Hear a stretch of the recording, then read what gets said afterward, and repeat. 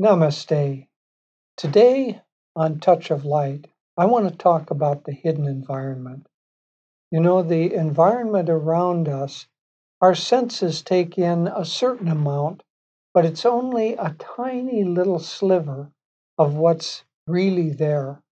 We don't see in infrared or in X-rays, we see only visible light. We don't see many subtle energies that are there. And so, really, we are losing out on most of what surrounds us. There was a remarkable story many years ago at Ananda village where I live and have been there for almost 50 years.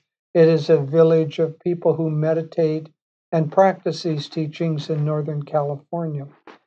We had a visit by a beautiful Swami from India, Swami Chidananda, who took over from Swami Shivananda of Rishikesh after Shivananda's passing.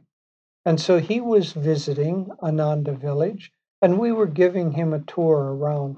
He was a very quiet person, very centered, very uplifted, and beautiful soul. And as we were walking around, he was going through the garden and they were showing him things. And he saw a rusty old can. And he said, "What is that can for?" And the gardener said, "Well, you see, when we transplant the little plants, we get water in that and then we pour it on the plants." He said, "If it has a use, then you should clean it up and you should paint it and you should have a special place for it. Don't just leave it lying around." He said, "Because things that are tamasic and left around in the environment attract lower astral entities."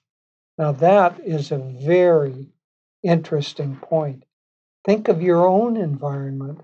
What do you have laying around, unused and unwanted and old and scrappy? It's attracting lower astral entities. And so, if you become conscious of the hidden environment around you, you'll be able to change the way that you create your own environment. There's the beautiful science of Vastu, which will help you arrange your house. But even if you don't do that, at least clean up your environment, fill it with beauty, fill it with bright colors, fill it with harmonious energies, and that environment then will affect your own mind, your own consciousness. In fact, our great guru said that environment is stronger than willpower. That's Paramahansa Yogananda. Environment is stronger than willpower. So if you want to have high astral entities, then fill your environment with harmony and beauty. I think you'll find that this simple technique is going to really improve your living circumstances.